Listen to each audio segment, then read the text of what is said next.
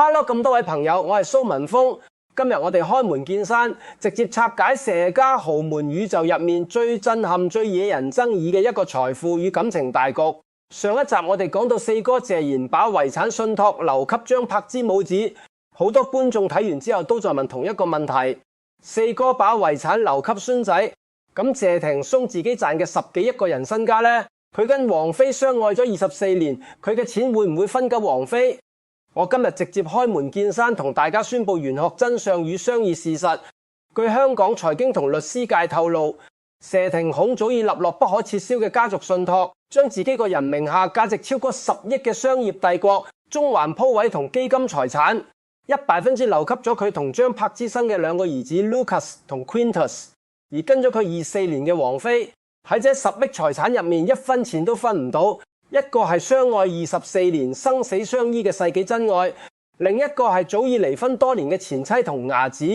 點解謝霆寧願把全部身家留給前妻生嘅伢子，又堅決不給王菲1分錢？點解佢哋相愛24年卻死不結婚？這背後根本唔係霆鋒偏心，亦唔係王菲吃戒，而係謝霆鋒八字命理入面一個極其高明嘅同命不同宮風水局。想知道霆父10億財富帝國點樣佈局？佢同王菲死不結婚，背後有咩命理禁忌？即刻撳下面個 subscribe 訂閱掣，仲有拉開旁邊個小核彈訂閱咗未？好，我哋即刻詳細拆解呢個香港娛樂圈最頂級嘅財富風水大局。我哋先講返謝霆鋒自己手頭上寫10億身家係點樣嚟嘅。很多人以為霆鋒只係一個唱歌拍戲嘅明星，但喺我蘇文峰眼中，霆喺商業上嘅眼光比佢老爸四哥精明百倍。霆16歲出道替父還債，20歲出頭就創立咗鋪朝廷視覺特效公司，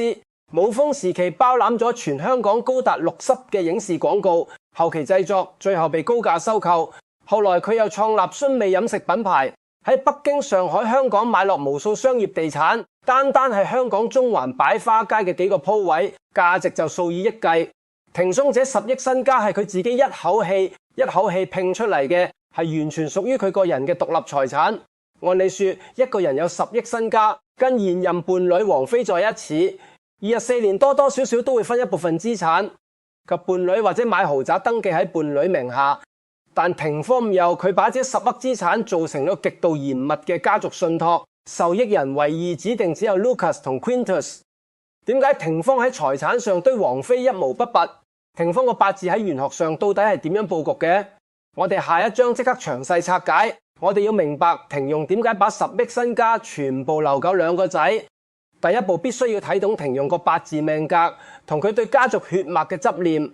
我蘇文峰睇咗幾十年命，謝霆鋒1980年庚申年出生，八字係典型嘅庚金大煞，身強財旺。我哋睇佢個命格特徵，第一，庚金命格重骨肉血脈，庚金命嘅人性格極度剛硬，極度講求原則與責任。喺庚金人嘅潛意識入面，自己血脈延漫嘅人子就是自己命理入面唯一嘅正統財富繼承人。霆鋒雖然跟張柏芝離婚，但 Lucas 同 Quintus 是佢親手抱過，身上流住佢100%庚金血脈嘅親生仔。第二，財富歸宗，避免散財。喺命理學上，一個人嘅個人財富，如果散傾唔要血緣關係嘅伴侶或者外人，這叫財富外泄。霆鋒個八字身強財旺，佢賺錢能力極強，但他非常清楚自己一生風浪多煞氣重，唯有把財富封存給親生子，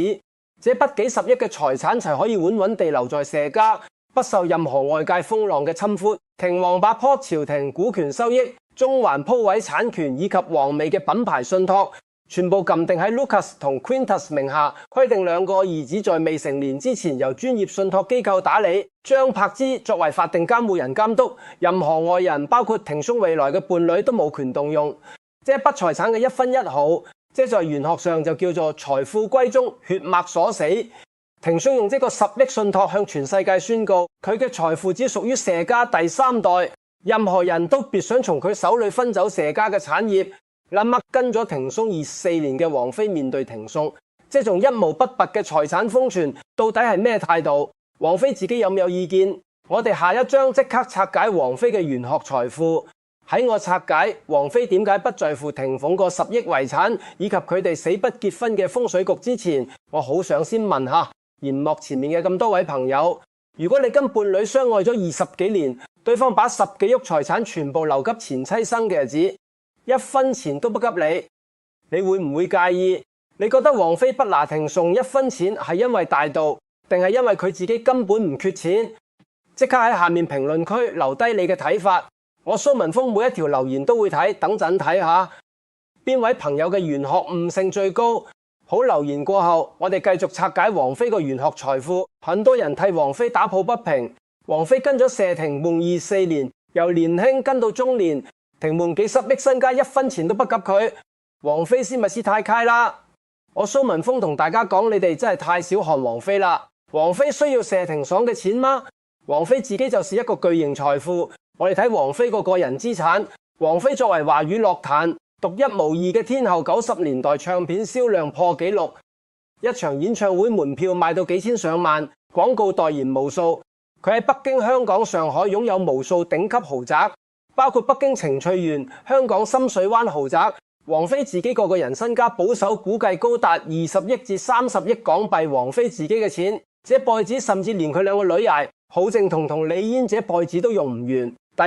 二，喺玄學命理上，我上一集就講過，王菲命帶華蓋星，係典型嘅清冷天仙相，帶有華蓋星嘅女星喺金錢上極度清高。佢跟謝霆冇在一起，純粹是因為愛，因為精神上嘅高度契合，根本涉及任何一絲一毫嘅物質算計。如果謝霆人急王菲買豪宅，急王菲轉幾億股票，喺玄學上反而會破壞王菲個清高氣場，讓佢哋純粹嘅感情染上銅臭味，甚至會引發兩人命理上嘅財星沖克。王菲不拿霆鳳1分錢，霆鳳把錢全部留給自己兒子，兩個人喺財務上完全獨立，喺精神上高度依戀，這就形成了玄學上最高明嘅經濟解偶，靈魂相連。咁既然兩個人感情咁好，財務上又各自獨立，點解佢哋相愛咗24年，卻堅決不領證，死不結婚？這背後到底隱藏住咩命理禁忌？下一章我哋揭秘霆孫同王菲同命不同宮嘅終極風水大局。講到呢度，大家終於明白謝霆鋒同王菲相愛24年死不結婚嘅終極秘密啦。很多人問我，蘇師傅，既然佢哋兩個人都有錢，感情又咁好，另一章結婚證有咩難？點解死都不結婚？我蘇文峰從八字命理同風水學同大家揭秘，答案只有5個字：同命不同宮。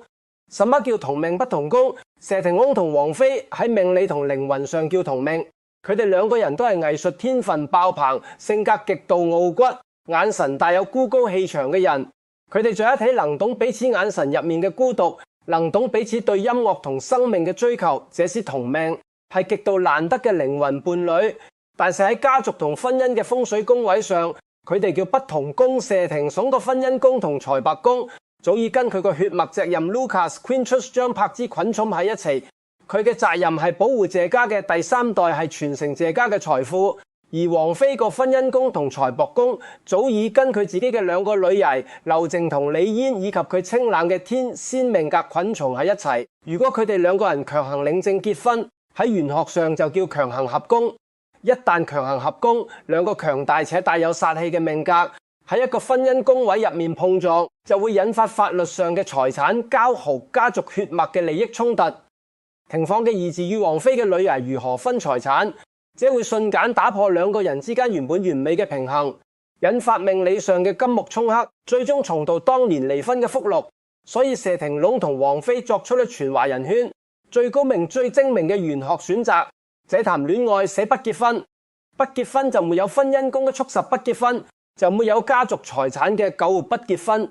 霆仲可以把10億身家安心留給自己兒子，王菲可以把幾十億身家留給自己。2個人喺各自嘅宮位入面安居樂業，喺愛情嘅星空下相依相伴，這就是同命不同宮風水局。這就是謝霆鋒同王菲相愛24年，越愛越暴富，越愛越穩固嘅終極玄學真相。各位朋友，人生如戲，命理有相。謝霆鋒用佢嘅責任守護咗阿芝，用佢嘅善談陪伴咗王菲，王菲用佢嘅大度成全咗霆，用佢嘅清高守護咗愛情。如果你睇完今日呢集影片，覺得我蘇文峰嘅分析切中要害，有幫到你睇清霆逢10億信託與王菲相愛真相嘅話，請你即刻按下影片下方嘅 subscribe 訂閱按鈕。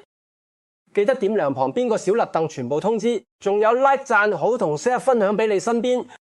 關心謝霆鋒、王菲同風水命理嘅朋友。你哋嘅每一個訂閱同點讚，都係我蘇文峰繼續同大家揭秘更多豪門玄學大局，分享獨家風水乾貨嘅最大動力。下期影片我會繼續帶大家拆解更多華語圈頂級豪門嘅風水秘密同面相命理。我係蘇文峰，多謝大家收睇，我哋下一集再見。我哋頭先講完霆鋒點樣將10億身家鎖死俾兩個仔，但其實呢個同命不同宮風水局入面仲有一個極其微妙嘅時間密碼，係好多人冇留意到嘅，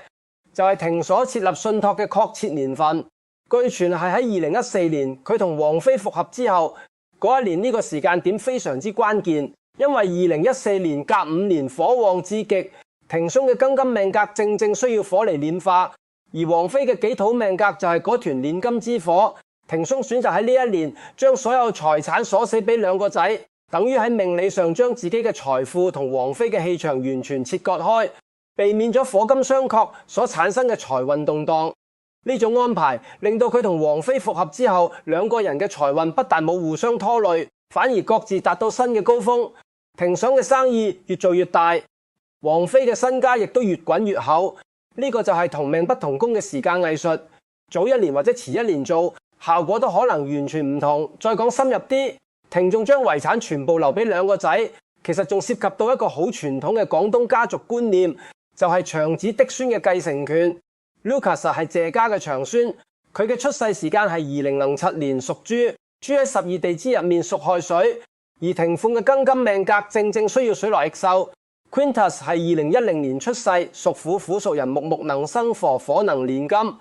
呢兩個仔嘅生肖，一個幫霆庸食獸，一個幫霆庸煉金，可以話係天生嘅財富守護者。霆庸將10億身家分俾佢哋，等於將自己嘅命格氣場同兩個仔嘅生肖氣場完全融合，形成一個鐵三角嘅財運保護罩。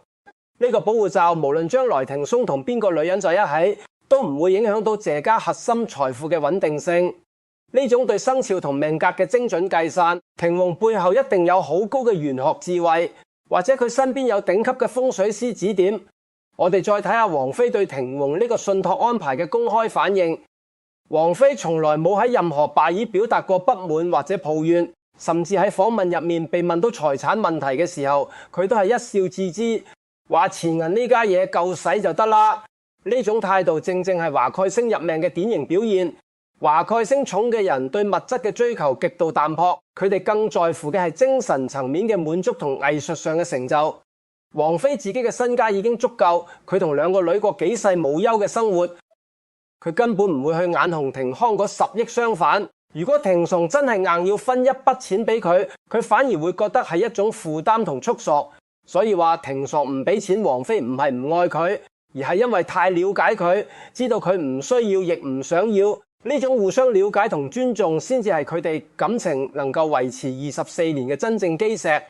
我成日同啲客講，現代社會好多情侶分手、夫妻離婚都係因為錢銀夠氹不清。但霆鋒同王菲呢對示範咗一種極高層次嘅相處之道。我愛你，但我唔會用錢嚟箍住你。我嘅錢留俾我嘅仔，你嘅錢留俾你嘅女。